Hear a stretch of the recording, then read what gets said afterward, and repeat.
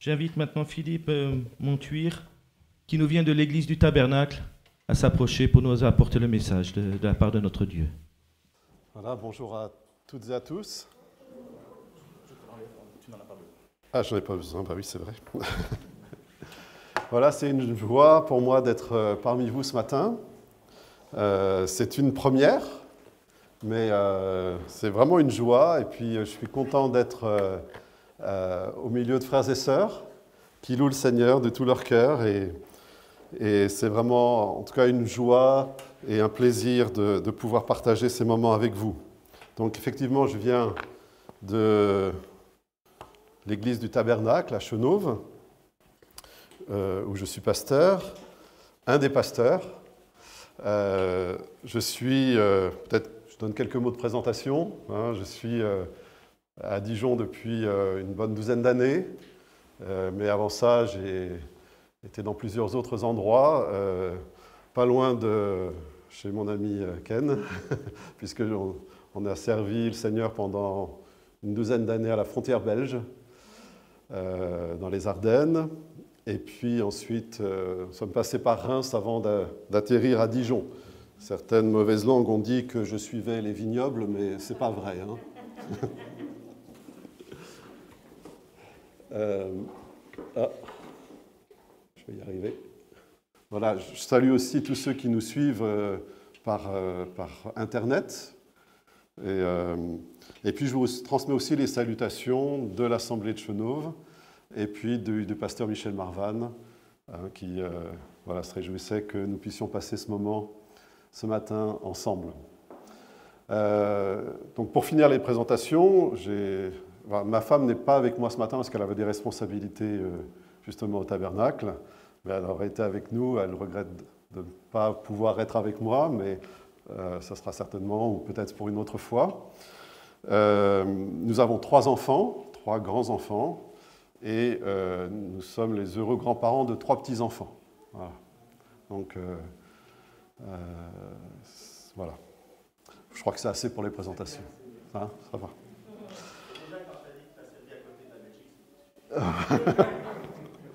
Oui, et en fait, c'était aussi en Belgique parce qu'on avait au moins autant de paroissiens belges que français, donc on était souvent de l'autre côté de la frontière. Voilà. Alors ce matin, je voulais partager avec vous une pensée simple, mais une question importante, je crois, surtout dans les conditions, dans les circonstances que nous traversons. On l'a plusieurs fois répété ce matin. C'est vrai que les conditions avec ce virus que nous connaissons changent un petit peu la donne. De vous voir tous avec un masque, ça donne une idée un petit peu bizarre. Mais j'étais le week-end dernier, je disais, pasteur, le week-end dernier, j'étais dans les métros et les trains, notamment à Paris, et de voir tout le monde avec un masque, ça avait quand même un côté un peu surréaliste. Et donc on traverse vraiment une période particulière, et ça suscite des questions. En tout cas, je ne sais pas pour vous, mais pour nous, pour moi, ça suscite des questions, à la fois au niveau de l'Église, au niveau de ce qu'est l'Église, de ce qu'elle fait, parce que pendant tout un temps, nous n'avons pas pu nous réunir physiquement, et juste depuis quelques semaines, nous pouvons comme ça être rassemblés sous certaines conditions, et puis tout le monde ne peut pas venir, et donc de ce fait, on a aussi ces cultes en ligne. Alors ça change des choses, et ça nous interroge sur qu'est-ce que l'Église, en fait, hein? Et il y a beaucoup de questions, mais ce n'est pas de ça dont j'aimerais parler ce matin. J'aimerais plutôt voir ça au niveau individuel.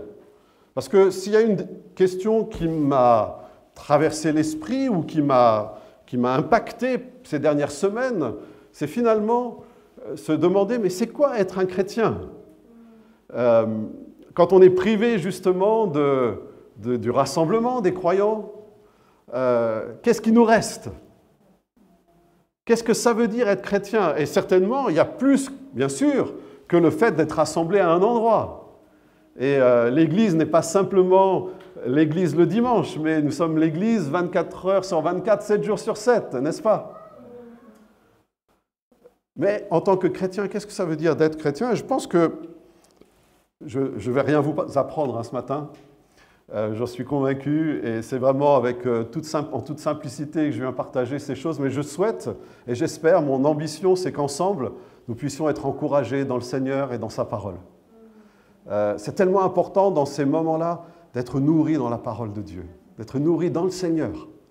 Parce que c'est ça qui nous tient.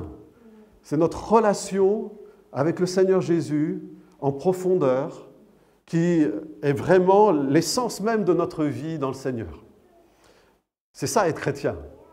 Et j'aimerais lire 2 textes avec vous, si vous voulez bien, 2 textes du Nouveau Testament pour fonder dans la parole ce que j'aimerais vous dire ce matin. Le premier texte se trouve dans l'Évangile de Jean, chapitre 15. Il va s'afficher derrière moi, à partir du verset 4. Donc Jean 15, verset 4 et le verset 5. C'est une parole bien connue du Seigneur. Et il dit à ses disciples, il nous dit, « Demeurez en moi, et je demeurerai en vous. Comme le sarment ne peut de lui-même porter du fruit s'il ne demeure attaché au cep, ainsi vous ne le pouvez pas non plus si vous ne demeurez en moi. Je suis le cep, vous êtes les sarments. Celui qui demeure en moi et en qui je demeure porte beaucoup de fruits, car sans moi, vous ne pouvez rien faire. » Et puis un deuxième texte qui se trouve dans la 2e épître de Paul aux Corinthiens, chapitre 5, c'est aussi un verset bien connu, au verset 17, qui nous dit ceci, « Si quelqu'un est en Christ, il est une nouvelle création. Les choses anciennes sont passées, voici, toutes choses sont devenues nouvelles. » Voilà, ces 2 textes. Et j'aimerais, à partir de ces 2 textes, qu'on puisse réfléchir ensemble sur ce que ça veut dire être chrétien. Ça vous va? J'aimerais vous dire une chose. Partout où je vais, j'ai l'occasion de prêcher dans pas mal d'assemblées différentes. Mais il y a une chose commune à toutes les assemblées où je vais. C'est que les chrétiens et le peuple de Dieu est beau. J'aimerais vous le dire, vous êtes beaux. Et le temps qu'on a passé ensemble simplement à prier, à louer le Seigneur ensemble et la profondeur de vos prières m'ont touché et m'ont béni. Donc c'est une joie vraiment d'être ensemble. Être chrétien. Si on est, tant soit peu honnête, je vais dire, on doit reconnaître que la vie chrétienne n'est pas toujours constante. En tout cas, dans notre expérience. Peut-être c'est dans mon expérience, et peut-être que vous devriez plutôt être ici à m'enseigner plutôt qu'à moi de vous enseigner quelque chose, si jamais votre vie chrétienne est constante et sans bas ni haut. Vous voyez ce que je veux dire? Il y a des moments où on va bien, puis il y a des moments où on va moins bien. Et la vie chrétienne est comme ça, et on passe par des vallées et on passe par des montagnes. Et la question c'est, comment est-ce qu'on fait quand on est au fond de la vallée? Et pourquoi est-ce qu'on se trouve des fois au fond d'une vallée? Qu'est-ce que ça change? Est-ce qu'on est moins chrétien quand on est au fond de la vallée ou plus chrétien quand on est en haut de la montagne? Non, je ne crois pas. Je ne crois pas que c'est ça que ça veut dire être chrétien. Être chrétien, j'aimerais vous proposer trois choses, ça sera mes 3 points de ce message ce matin. Être chrétien, c'est avoir un nouveau fondement dans sa vie. C'est mon premier point. Mon deuxième point, c'est être chrétien, c'est demeurer en Christ. Et troisièmement, être chrétien, c'est vivre en Christ. Et j'aimerais qu'on puisse être encouragés par ces quelques paroles pour vraiment nous affermir dans ce que nous sommes en tant que chrétiens. Nous ne sommes pas poussés au gré justement de ce qui se passe, des circonstances, de ces choses. Et je pense que le fait que ce virus nous touche et touche la planète entière, ça nous ça emmène un vent contre nous, ou en tout cas, ça peut nous déstabiliser. Et je pense que c'est important de se poser la question, mais c'est quoi ma base? C'est quoi le fondement de ma vie dans ces temps qui sont troublés? J'aimerais qu'on puisse chacun avoir une image. Vous avez une imagination? Vous avez de l'imagination? Oui, ça va? Moi, elle est assez débordante, hein, donc, mais ça va? Je peux vous emmener dans mon imagination? Ok, imaginez un arbre. Vous le voyez? Un arbre qui est un peu bizarre. Il est un peu tordu. Il ne porte pas des bons fruits. Il n'est pas dans une bonne terre. Ça, c'est notre vie avant d'être au Seigneur. On était plantés dans une terre qui était mauvaise, qui faisait que, quelle que soit notre croissance, les fruits que nous portions n'étaient pas nécessairement des bons fruits. Et ça venait du sol. Et être chrétien, c'est plus que le fait d'avoir ses péchés pardonnés, c'est plus que le fait de venir à l'église, c'est plus que le fait d'appartenir peut-être à une dénomination, c'est plus que le fait de peut-être adhérer à une confession de foi. Être chrétien, c'est avoir vécu ce moment où, parce que nous avons répondu avec foi à la parole de Dieu, à ce que Dieu a fait pour nous en Jésus-Christ, le fait que Jésus soit allé à la croix, à notre place, pour payer le prix, pour que nous soyons réconciliés avec le Père, au moment où nous avons cru. Dieu a fait une œuvre extraordinaire, c'est qu'il a pris cet arbre que nous étions dans cette mauvaise terre, et par la puissance surnaturelle de son esprit, il nous a déracinés de la terre où nous nous trouvions, et il nous a enracinés dans une terre nouvelle qui s'appelle Christ. Waouh! Et c'est ça être chrétien, c'est être enraciné en Christ. Cela a plusieurs conséquences. Je pense que je vais poser ça ailleurs, parce qu'il y a un problème de poids.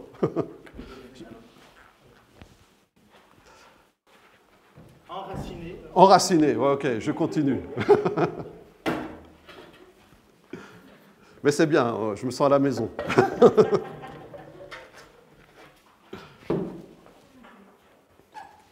Voilà, merci beaucoup. Être chrétien, c'est ça. C'est avoir été sorti du sol dans lequel on se trouvait et d'avoir été placé en Christ. Et c'est ce que nous dit ce verset de 2 Corinthiens 5, 17. Si quelqu'un est en Christ, j'aurais pu prendre beaucoup d'autres versets où cette expression revient, être en Christ. C'est ça la base de notre vie chrétienne. Ce n'est pas le fait d'avoir adhéré à quelque chose ou adhéré à une église, c'est d'avoir été déraciné de cette terre où nous étions, on pourrait dire, en Adam, et nous avons été déracinés de cette terre pour être plantés, enracinés dans une terre nouvelle, dans un sol nouveau, qui est un sol éminemment riche, et extraordinaire, et vivant. Et c'est Christ, c'est sa parole, c'est ce qu'il est. Ce qui est bien que notre vie, le fait d'être chrétien, ce n'est pas de faire des choses. Bien sûr, être chrétien, ça va nous conduire à faire des choses. Mais la base, l'essence même d'être chrétien, ce n'est pas faire des choses, c'est être. C'est être en Christ.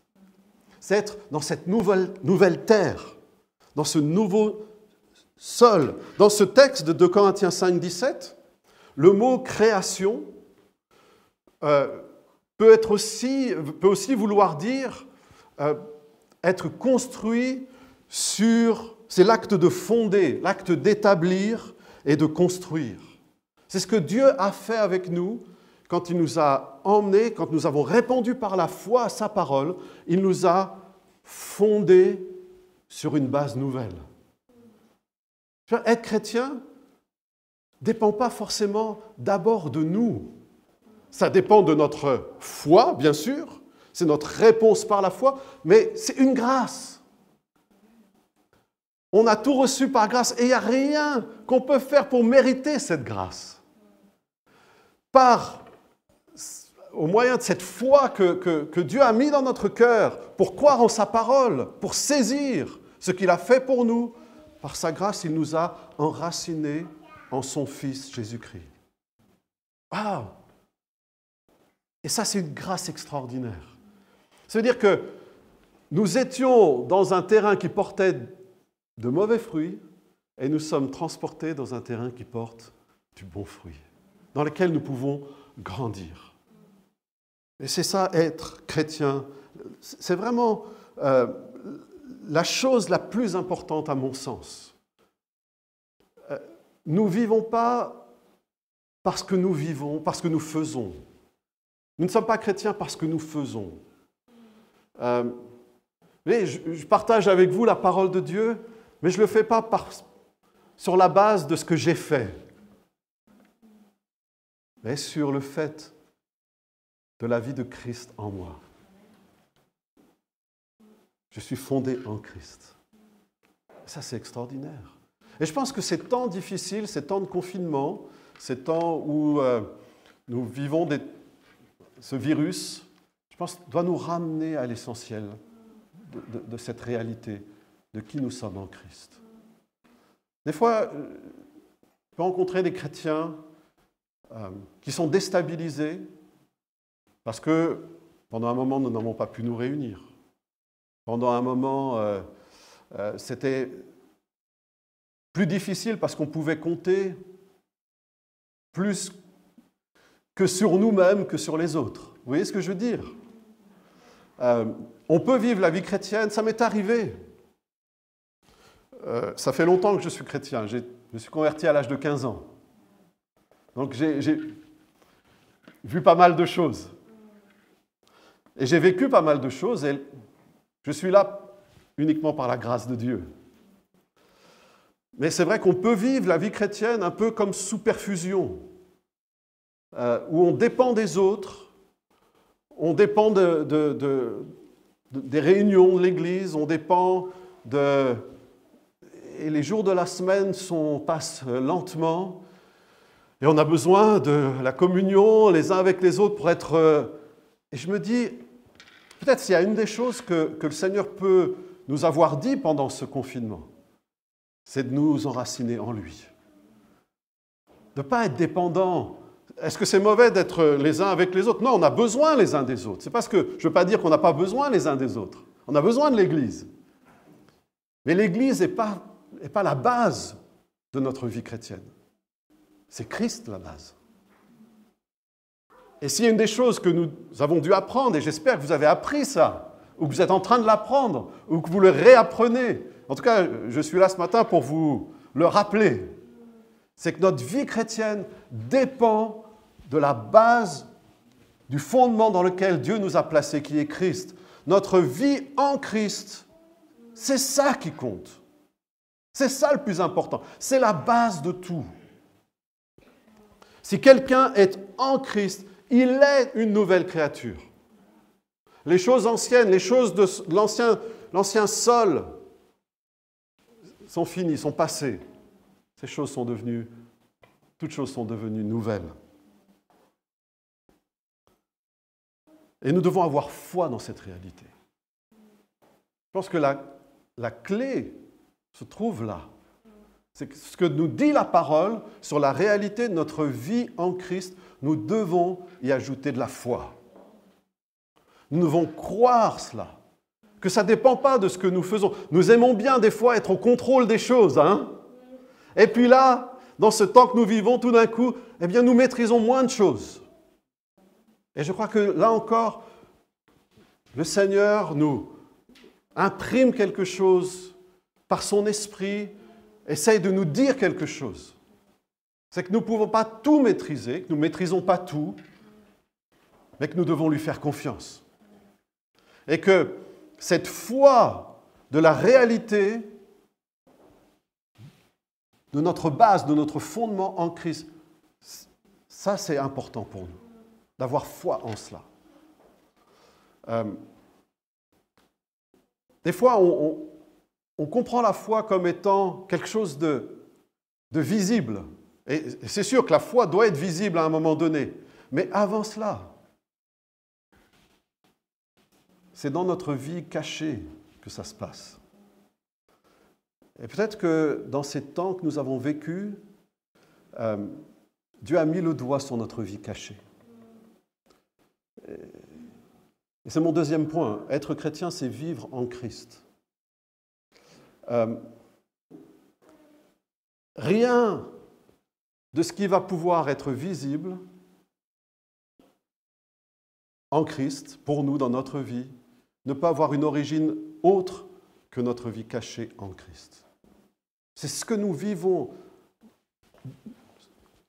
j'allais dire, sous la terre, dans nos racines, qui nous permet de puiser en Christ, de puiser dans sa vie, de puiser dans la force de sa résurrection, de puiser dans la vérité de sa parole, de puiser dans la réalité de son amour, de puiser dans la vérité, de puiser dans la grâce, de puiser dans la patience du Seigneur, dans tout ce qu'il est. Ça, c'est nos racines.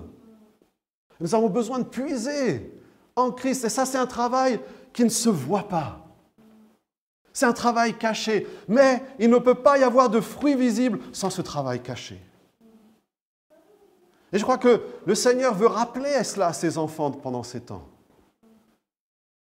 Que si nous voulons avoir des fruits visibles pour le monde, il ne faut pas penser que ces fruits vont être visibles pour le monde et disponibles pour le monde si nous ne fortifions pas nos racines en Christ. Ça, c'est notre part, c'est demeurer en Christ. Jésus nous dit, demeurez en moi et je demeurerai en vous. Et ça, c'est notre part, de demeurer en Christ. Ça, c'est ce que nous avons à faire, de demeurer en lui. Et on pourrait traduire de continuer à vivre, de continuer à demeurer en lui. Ce n'est pas quelque chose de fait une fois pour toutes, mais c'est quelque chose qui se prolonge et qui est continuel. Continuez de demeurer en moi, dit la parole. Ça va plus loin que d'avoir un culte personnel. On appelle ça le culte personnel, peut-être vous appelez ça d'une autre manière, je ne sais pas. Mais c'est important d'avoir un culte personnel, n'est-ce pas? De prendre un temps chaque jour dans la parole de Dieu, dans la prière. Ça, c'est important. Mais demeurer en Christ, c'est plus que ça. Ça touche, et ça devrait toucher, tous les aspects de notre vie. Dans notre vie intérieure, dans notre vie cachée. Et là aussi, où je crois, cet épisode du virus, ce que nous traversons, a suscité en nous, c'est que ça nous a montré, en tout cas, je ne sais pas pour vous, c'est ce que j'ai vécu moi, et le Seigneur m'a montré que finalement, mes émotions, ce que je ressentais, c'était quelque chose auquel je devais faire attention. Que c'est souvent là, dans ce domaine, de ce que je ressens, et tout ce que le confinement et le virus a généré, et tout ce que les médias peut-être ont diffusé, tout était chargé d'émotions, de craintes, de peur. Et on se dit, mais c'est là que souvent se situe le point où j'ai le choix de demeurer en Christ, où je peux très vite sortir de ma communion avec Christ. Et en réfléchissant, je me suis dit, mais le domaine des émotions, c'est un domaine important. Et j'aimerais voir cela avec vous ce matin. Ça fait partie de notre vie intérieure et cachée. Ça fait partie de ce que sont nos pensées, notre volonté, et nos émotions ont une part là-dedans. Bien sûr, les émotions ne sont pas mauvaises. Ce n'est pas mauvais en soi. Dieu nous a donné des émotions. Mais quand on est en Christ, on ne peut pas être conduit par ces émotions. Et peut-être c'est là le point, c'est que si on est honnête avec nous-mêmes, en tant que chrétien, ou peut-être que je parle à des chrétiens qui sont déjà arrivés au ciel, mais peut-être pas, et sûrement pas d'ailleurs. Je pense qu'on doit reconnaître que souvent on est plus conduit par nos émotions que par le Saint-Esprit. Que ce qui fait que nous allons bien, nous sommes positifs, c'est des fois plus nos émotions que le fondement que nous avons en Christ. Et puis des fois, quand nous allons pas bien, c'est aussi plus le fruit de nos émotions et d'une mauvaise gestion de nos émotions. Et c'est pour ça que souvent, alors spirituellement, on peut passer par des vallées et des montagnes que Dieu permet, mais des fois, il y a des vallées et surtout des vallées qui peuvent des fois être des gouffres dans lesquels nous nous mettons nous-mêmes parce que nous gardons ou nous laissons des émotions gouverner notre vie. En réfléchissant, je me suis dit, Dieu a créé l'homme avec des émotions, donc ces émotions sont bonnes. Mais vous avez remarqué, alors la Bible ne le dit pas, mais si on reprend Genèse 3 et le premier, la tentation de Ève, vous vous rappelez ce que le serpent dit à Ève? En fait, il lui laisse entendre que Dieu lui a caché quelque chose. Que Dieu a retenu quelque chose et quelque part que Dieu n'a pas été honnête avec elle et avec Adam. Quelle émotion ça a dû susciter en Ève? Elle s'est dit, mais est-ce que Dieu nous aurait trahis? C'est que la trahison, en tout cas la pensée de la trahison, fait naître des émotions. Et je me dis, certainement, une des portes d'entrée du péché dans notre vie, c'est les émotions que les choses suscitent et que les mensonges ou que les paroles ou ce que nous vivons suscitent en nous.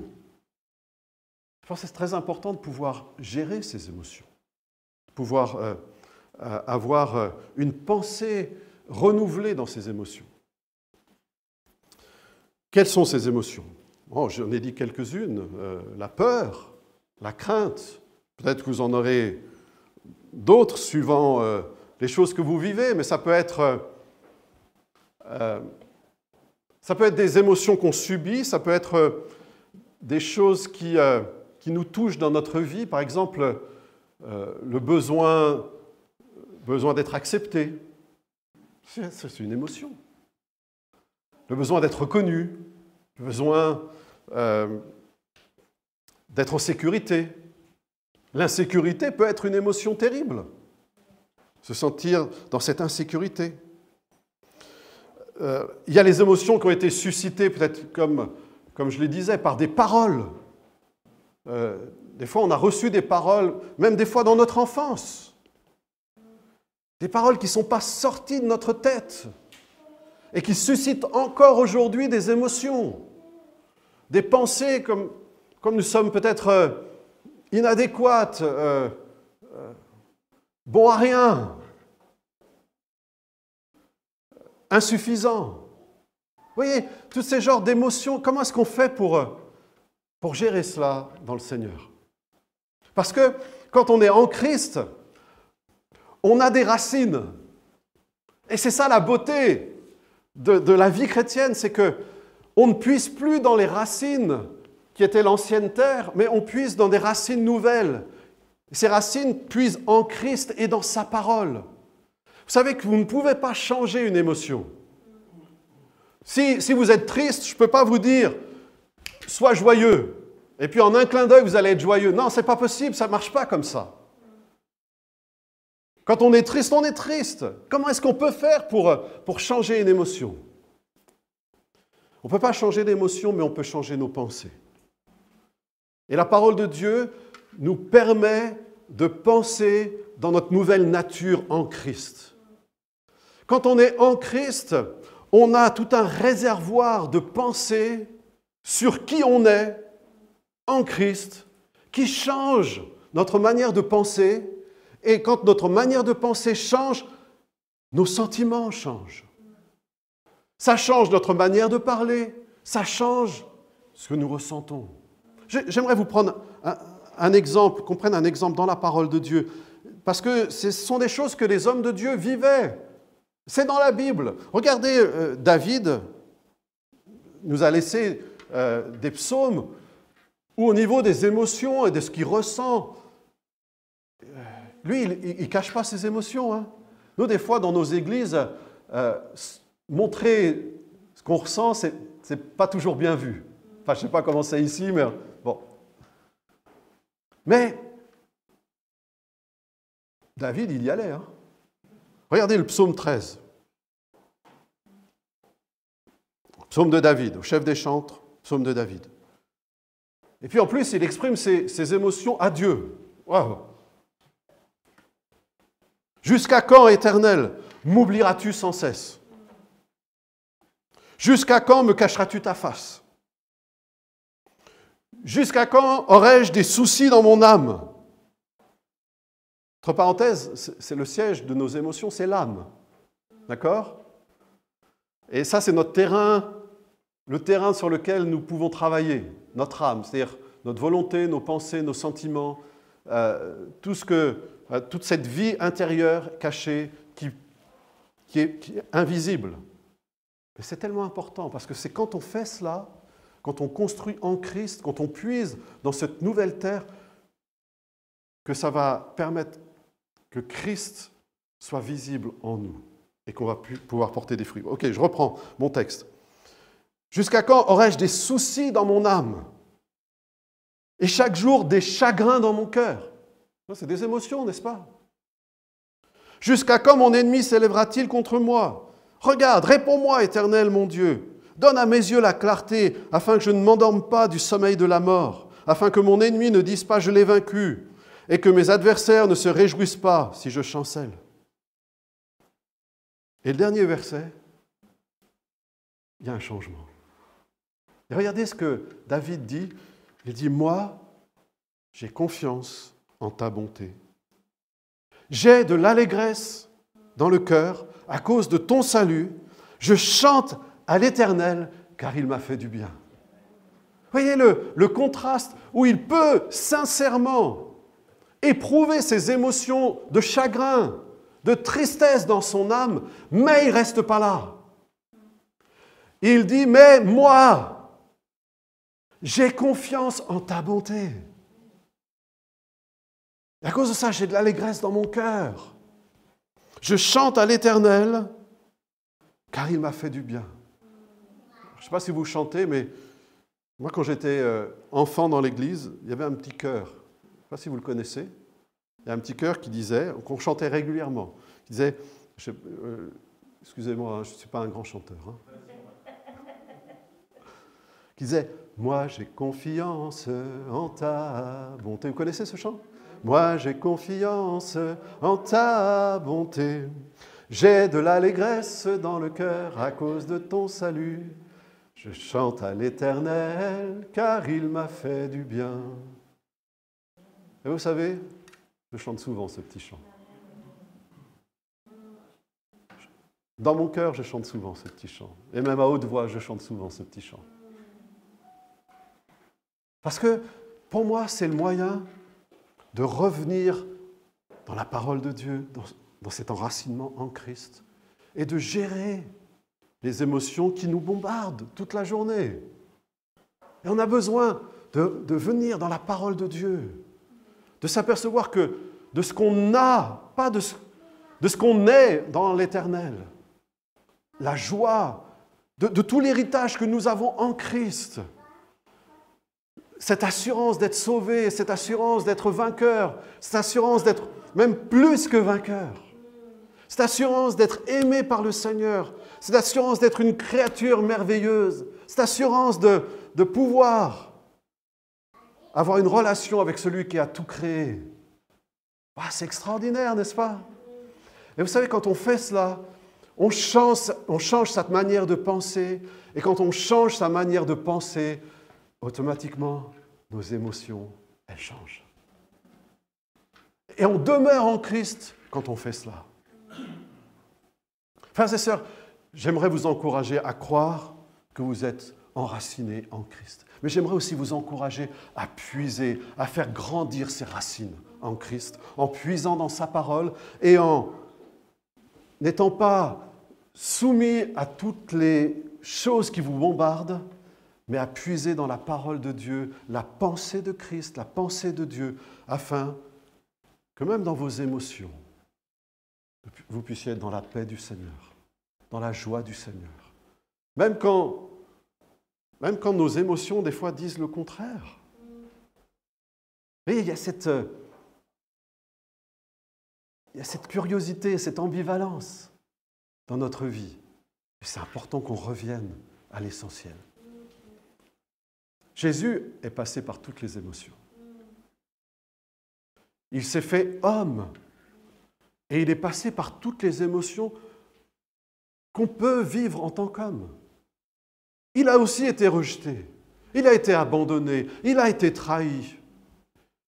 Il a perdu un de ses amis proches par la mort et la Bible nous dit que Jésus pleura. Il est passé par toutes ces émotions sans jamais pécher. C'est-à-dire, à aucun moment, sa vie émotionnelle ne l'a conduit à douter à un moment que ce soit, ou à douter de Dieu, ou à pécher. Non. Et ça me parle parce que Christ est en moi. Et il a racheté dans sa personne la capacité d'avoir des émotions qui ne m'entraînent pas loin de Dieu. Mais en Christ, je peux avoir des émotions en tant qu'être humain et être toujours en communion avec mon Père. Et ça, je crois que c'est une clé pour notre vie chrétienne. De demeurer en Christ.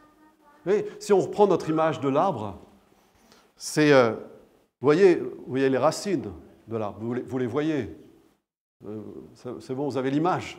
Elle est en couleur ou en noir et blanc? C'est un chêne marron. Ok. Vous voyez, maintenant, voyez le tronc de cet arbre qui représente votre vie. Et au milieu de ce tronc, il y a cette sève. C'est la vie qui est puisée des racines en Christ. Et ça, c'est notre part de puiser cette sève, cette vie dans la parole, dans la puissance du Seigneur en nous, dans la force du Christ qui est ressuscité, qui a triomphé, qui a pu être un homme d'une manière parfaite et garder une communion avec Dieu, son Père. Et il vit en nous. C'est pas sur mes propres forces que je peux faire ça, mais parce que Christ vit en moi. Et ça, c'est cette sève qui donne de la vie à ma vie. Sinon, ma vie serait juste une existence. Mais j'ai une vie parce que je suis en Christ et que je peux puiser en lui. Et quand il y a cette sève qui monte, qui est de ce tronc, le tronc est solide. Vous savez, ce qui rend le tronc fragile, c'est quand il n'est pas capable de puiser dans le sol avec ses racines.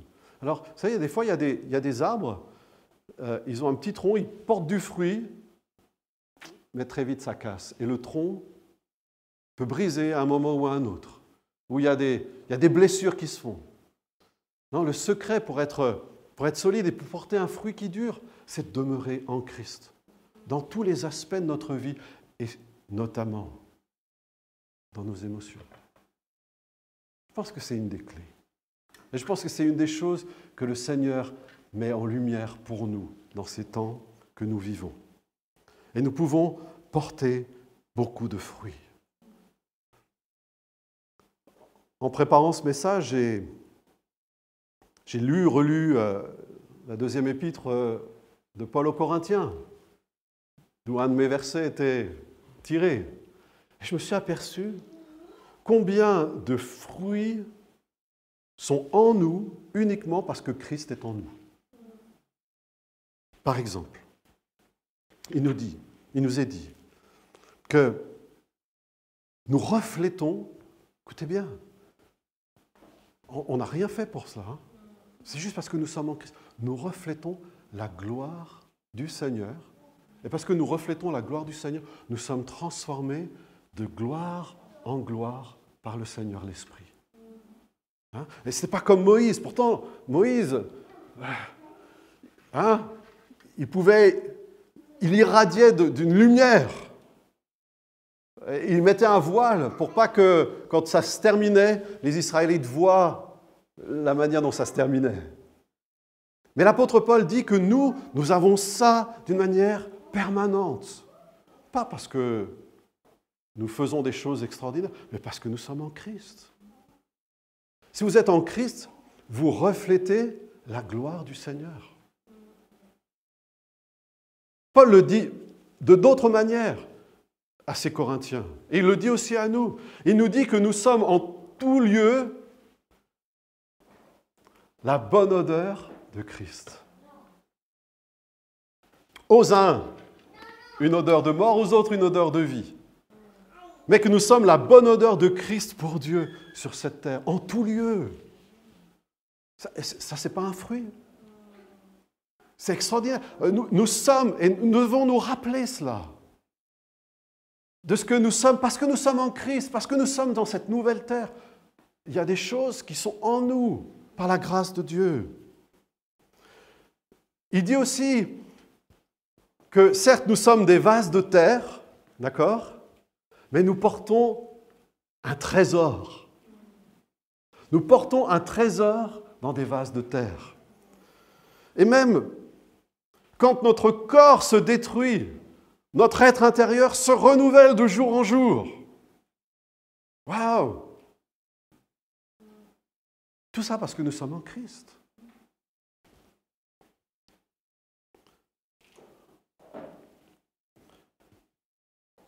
Être chrétien, c'est être enraciné en Christ, c'est avoir notre fondement en Christ. Être chrétien, c'est demeurer en Christ, ça c'est notre part. Puis être chrétien, c'est vivre en Christ. C'est vivre cette réalité, et c'est dans cette réalité de puiser en Christ que nous allons porter du fruit. On ne peut pas faire des efforts pour porter du fruit pour Dieu. Je me rappelle d'un enseignant qui avait écrit un livre sur les fruits de l'esprit. Et il racontait cette anecdote que quand il était enfant, il avait planté des plants de tomates. Et tous les jours, il venait voir ces plants de tomates pour voir s'il y avait des tomates. Et un jour, sa maman a voulu lui faire une petite farce. Elle a pris une tomate et elle a pris un morceau de ficelle et elle a accroché une tomate au plant de tomate qui n'avait pas encore de tomate. Et quand il a vu la tomate, il s'est dit « Waouh, il y a une tomate qui a poussé !» Il est allé voir, oui, mais il y avait une ficelle. On ne peut pas porter du fruit artificiellement. On porte du fruit parce que nous sommes en Christ et parce que nous demeurons en Christ. Et nous n'avons pas à nous inquiéter de savoir comment nous allons porter du fruit. Ça suffit d'être en Christ et de demeurer en Christ et forcément, il y a des choses qui vont venir sur notre chemin et qui nous sommes va porter du fruit. Et je pense que dans ces temps, nous avons besoin de nous rappeler ça. Bien sûr, il y a quantité de choses que nous pouvons faire, mais nous n'avons pas à prouver que nous sommes chrétiens. Nous n'avons pas à prouver que nous sommes l'Église. Nous sommes l'Église parce que nous sommes en Christ. Nous sommes chrétiens parce que nous sommes en Christ. Notre rôle, c'est de cultiver cette vie intérieure et cachée et de demeurer en Christ. De ne pas laisser les paroles, les sentiments, les émotions, tout ce qui peut nous bombarder jour après jour, affecter notre vie. Mais prendre ces sentiments et regarder, qu'est-ce que dit la parole ? Qu'est-ce que c'est être en Christ pour moi à ce moment-là ? Et de chanter ce petit chant. Moi, j'ai confiance. Ou un autre. Ou prenez une parole et proclamez-la pour vous. Demeurez en Christ de cette manière-là. Prenez du temps avec le Seigneur. Et là, vous allez avoir un beau tronc, bien solide. Il y a des belles branches qui vont pousser. Vous serez comme un arbre planté près d'un cours d'eau, qui donne son fruit en son temps. Et tout ce que vous allez faire vous réussira. Ah, c'est simple d'être chrétien, n'est-ce pas? J'aimerais prier avec vous. Père éternel, nous voulons te louer et te remercier parce qu'à un moment de notre vie, tu nous as saisis, tu as saisi notre vie et tu nous as enracinés dans cette terre nouvelle qu'est Jésus-Christ, ton Fils. Seigneur, merci pour le bonheur, la joie, le privilège, la grâce d'être en Christ. Seigneur, nous voulons te louer et te remercier pour ça. Et j'aimerais m'adresser peut-être à quelqu'un dans notre assemblée qui est peut-être pas forcément, ou qui n'a pas forcément la conviction d'être en Christ. S'il y a quelqu'un qui se dit, oui, je sais tout ça, mais je ne suis pas sûr d'avoir vraiment été changé de sol et d'avoir été enraciné dans ce nouveau sol qui est Christ. Je ne suis pas vraiment sûr d'avoir ce fondement dans ma vie. J'aimerais te dire, si tu crois ce matin, si tu fais cette démarche de foi, la puissance de Dieu est toujours la même pour prendre ta vie et pour t'enraciner, te faire naître de nouveau dans le Seigneur. Et j'aimerais pas louper l'occasion, même si je suppose que la majorité d'entre vous et la majorité de ceux qui nous suivent par Internet, vous êtes dans le Seigneur. Mais s'il n'y a même qu'une seule personne qui a ce doute, j'aimerais pas passer à côté de vous donner l'occasion de faire cette démarche ce matin, de dire, je veux saisir cette parole et dire, Seigneur, je viens à toi pour être changé et d'avoir cette vie nouvelle en Christ. S'il y a quelqu'un, il faut simplement de faire cette prière avec moi. Je ne vais pas vous embarrasser, je ne vais pas vous appeler devant ou quoi que ce soit. J'aimerais simplement vous entraîner à parler au Seigneur Jésus de tout votre cœur pendant quelques instants. Et même vous qui nous suivez par Internet, si ça vous concerne, faites-le. Dites simplement, Seigneur Jésus, merci parce que tu es allé à la croix pour moi, à ma place, pour que je sois réconcilié avec Dieu. Je crois que tu es ressuscité, tu es vivant aujourd'hui, et ce matin je viens à toi. Dans la simplicité de la foi, je crois ce que tu dis dans ta parole, et je crois que tu veux me sauver. Aussi, je viens humblement et je te demande, Seigneur, sauve-moi. Plante-moi dans cette nouvelle terre qui est ta vie même, Seigneur Jésus. Seigneur, je crois que tu le fais et je te remercie pour cela. Amen. Si vous avez fait cette prière, croyez que Dieu vous a entendu. Et vivez, développez vos racines. Demeurez en Christ et portez beaucoup de fruits pour la gloire de notre Dieu. Que Dieu vous bénisse.